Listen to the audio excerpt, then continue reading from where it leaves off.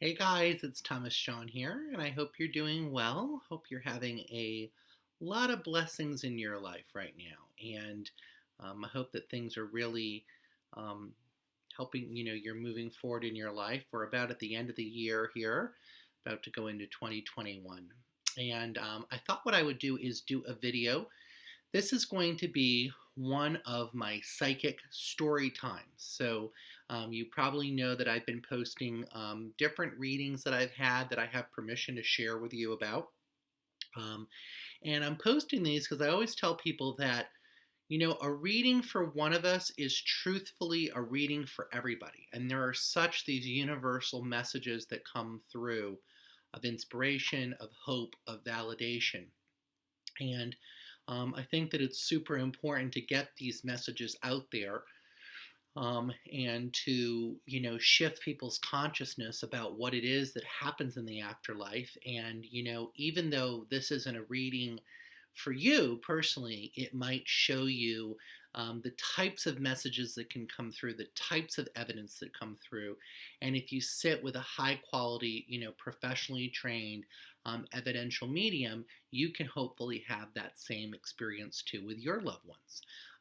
And you can, of course, connect with your own loved ones, but I find that particularly people that are just beginning on their journey, or not, but a lot of times people who, and they're having a lot of questions and they're not sure what they believe about mediumship and stuff, sometimes having a good reading can be that jump start to a greater spiritual experience and a greater connection with your loved ones as well. So, I'd like to share with you a psychic story time, a psychic story about a reading that I had. This reading took place about 6 months ago, and it was a really, really, really powerful reading in a lot of ways. So I was doing a reading for a woman who came with the intention of connecting with her mother. And of course, I didn't know that before she came, but she wanted to connect with her mother. And it was interesting because she had set up an appointment, and she had booked it. I book a year or two in advance, so she had booked it a year in advance or so. But what was interesting is she hadn't actually booked it. Um, Her friend had booked her reading. Her friend had booked the reading, and her friend was actually a client who has seen me many, many times. And of course, this was about 6 months ago, so I was doing readings over Zoom. And so what happened was I had a reading in my book, for a client who's come to me, for readings off and on over the last decade. Well, it turns out, as spirit is, because they make things happen, that the woman who actually showed up for the reading was a friend of my regular clients. And what happened was, is my regular client is a medical doctor. She's actually an MD, and she had to attend to something, and she could not keep her appointment. And this happened very much like on the day of. So she just decided to offer her friend the appointment. And so her friend shows up for the reading. Well, obviously, I've read this other woman, the one who's the um, doctor. And yes, people do come a lot for readings. Every reading is different. You can come 30 times and you'll get 30 different readings. So I do encourage 6 to 12 months between readings if you can. Minimum would be 3 months, but I usually encourage more like 6 months. 6 months is really a good a period of time. Sometimes 12 months even feels too long, but I usually like to see somebody every 6 months is good for a reading, or once a year or whatever. But definitely never really more than like 3 or 4 times a year would be the maximum. So obviously, I've read this woman before. I don't really remember a lot about readings, but I would obviously recognize her face. And so, anyways, when she popped up on the Zoom, it was a different person. And so the woman explained, I'm here for the reading.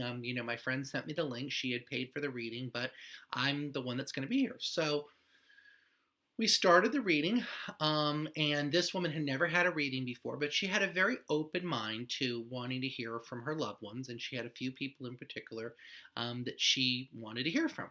And so in comes her mother, and I immediately I don't remember all the specifics of this part, but what I did do is I actually called this client today because I knew I was going to do this psychic story, and I wrote down some notes. I actually asked her because she remembered the reading obviously in full detail, but I don't remember readings. I just remembered how powerful it was. So I called her today and I said, I'm going to do a psychic story time.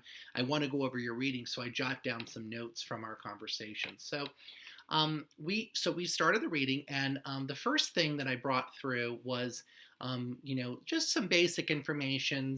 Woman coming through, type of passing, her name. So the woman, she validates, yes, that's my mother. I want to, I want to connect with her, and she, I would like to speak to her and stuff. And so she's bringing through stuff, and the woman was, very open, receptive.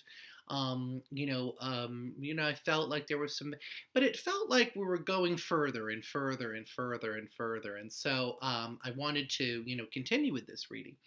So as we were continuing with the reading, I said to her, I said, I don't know why I'm getting this. And it was very clearly her mother. I mean, she knew that this was her mother. And I said, I don't know why your mom is showing me this, but she is showing me a dress with a purple bow on it, a big purple bow, and it's a purple velvet bottom, and it's got a big bow on it, and then it's got a white top. It looks like a white satin top, and then it's got a purple velvet bow, and then a purple velvet bottom. Do you understand what this means? And she's showing it to me. She keeps showing this to me, and she's also blowing kisses. She's blowing kisses with this. Well, the woman started to cry and cry and cry and cry and cry. And the woman explained to me that when she was about 17 or 18 years old, she had I think it might have been a prom. I think it was her prom. I didn't write that down, but she had I think it was a high school dance to go to. And she had gone shopping with her mother. And her mother was a very strong New Yorker, thin, put together woman, was actually the editor of a very well-known magazine, very accomplished, wonderful mother, and but was tough in ways, critical in ways, difficult in ways, loving but difficult. And the daughter was doing everything was, they had gone shopping, and they were shopping for dresses. And the woman said that she had pulled out this dress, and she said, I want to try this dress on. I want to do this dress. What do you think about this for, prom or whatever, or the high school dance? And her mother said, no, you shouldn't wear that dress. You're way too fat for that dress. And it's not flattering. A fat girl should not wear that dress. And the woman said that it made her so, so, so sad. And it made her so, so sad. And she said that from that moment in her life, she's had weight issues. She's had issues with her body image, self-esteem, and she feels like so much, it was truly a traumatic event. So I knew by the mother bringing up and she said that they could never talk about this event also. That's another thing she said. She said she never was able to talk to her mother and say, Mom, you really hurt my feelings when that happened. That really bothered me. That really made me upset. Was never able to really do that. Was never able to have that conversation with her. Was never able to talk about that. Was never able to share that with her. And was very, very, very, very, very painful for her. And so many issues in life. It's interesting. The woman is now, a client that I read for, she's now a clinical psychologist. She focuses mostly on young women who have body image issues, weight issues, self-esteem issues. And this has become part of her work, but she could never talk to her mother about that.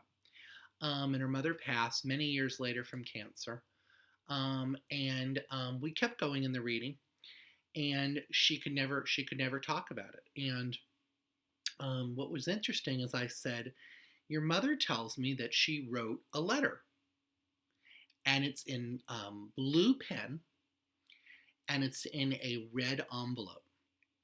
Well, the woman had no idea what I was talking about. She goes, "My mom, there's no letters. I don't know what you're talking about. There's nothing with that." I said, "She's telling me that, and she's telling me that she's talking about a blue pen and a letter, and she wrote it, and it's in a red envelope." She goes, I don't know anything about that." So the woman had passed maybe 5 years before our reading, maybe 5, 7 years before our reading. So she had been passed, things had been gone through. She goes, I went through all of mom's stuff. I was, an only child. And she goes, I've gone through all mom's papers and things. And I don't know anything about that. And so I don't know. She never wrote me a letter like that. So I said, okay, well, I don't know. She's showing me this. So, anyways, we had our reading, lots of validations, and 3 weeks or 4 weeks later, she wrote me an email with a photograph, and she said, "You're not going to believe this, but after our reading, I just felt, I couldn't get that thing about the letter out of my head. And I decided to go back through some of mom's stuff." She goes, and in a folder of stuff of documents that she had given me right before she got really sick, important documents, she goes, there was a letter in there, an envelope. She goes, and I have no idea. I probably have gone through that thing 20 times. I don't know how I missed it. I don't know how I didn't see it. I don't know how I didn't open it. And she says, I opened it up, and in there was a letter from my mom. And the first words of the letter were, "I'm sorry." And the woman went to explain and talked about how she knew that had always bothered her daughter. And she talked about the purple velvet dress incident. And she talked about her growing up and her mother, this woman, my client's grandmother, and the way that she was raised and the way that she was talked to. And her mother's mother was a very difficult woman. Somehow, was very into, you need a nose job, you need your nose fixed, you look too this, you're too ugly, you look too Jewish. These were the types of things that the grandmother said to her daughter, the mother of this woman's mother. And she said that she just grew up in an environment where she just, that's the way things were. And as much as she tried to control it, it popped out of her sometimes. That energy popped out of her. And so this was such a full circle healing moment for this woman to come through. And I do want to let you know that our loved ones in spirit, they do continue to grow. They do continue to evolve. They do learn. And when you have a medium reading, there's a great potential for a tremendous amount of healing and spiritual growth. And I'm hoping that as you go forward in your life and as you learn about things in your life, even if you don't choose to have a mediumistic reading, that you know that you can have those thoughts and conversations. One thing that my colleague Allison Gannon taught me that's a beautiful spiritual exercise. I won't go into too much detail about it right now, but just to kind of briefly tell you about it. But it's an exercise I do in my mediumship classes, and we really walk. I kind of adopted it from her. Well, I stole it from her, I should say. I do it in my classes now with Allison, but Allison's given me her blessing to do that. But she's the one that taught me. So, for example, if you have somebody who passes and you could not complete something. So, for example, Allison's mother died from, I don't know, cancer, or she was sick or something. And I remember Allison telling me that one thing she always wanted to do is do her makeup one last time or something, or put on her makeup, and she wasn't able to do that, or she couldn't get there. I forget the particulars.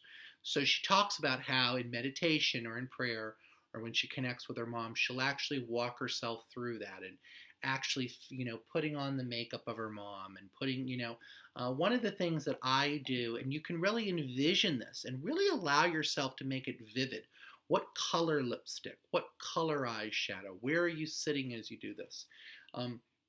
Many of you know that I had a sociopath, violent father growing up, and that he was physically and verbally abusive to me growing up, to my sisters and my mother and I.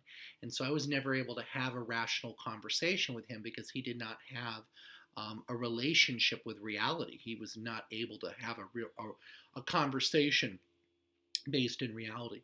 And so one thing I've done is he's gone into the spirit a couple years ago is I've actually invited him in and I've had a conversation. We've sat and had a conversation, and I can see him there in his, shirt and tie, and I envision us where we are, and we talk about things, and he shares things with us. One of the things that I wanted with my father very much is I wanted him to share more about himself because I knew that um, so much of what he was dealing with came from somewhere. I mean, he was so enraged in life and so angry, so hostile and so aggressive and so, calculating to be mean to people that I know that that came from somewhere.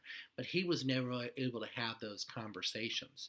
And so I really have worked in this in with him in spirit to actually bring myself through those conversations. So you can actually invite somebody in and go through something, have one less lunch, one more lunch together, do one more shopping trip with grandma, make one more set of Christmas cookies with Aunt Sally, and really walk yourself through that, walk yourself through that. And it can be a really healing thing. And also know too that a mediumship reading provides validation. It also can provide healing and insight and wisdom and explanation. Okay? I look forward to connecting with you in the future. Maybe I will see you on my website, which is mediumthomas.com, for a private consultation or one of my large group events. Okay? I look forward to the next time maybe we connect. God bless you. Bye bye.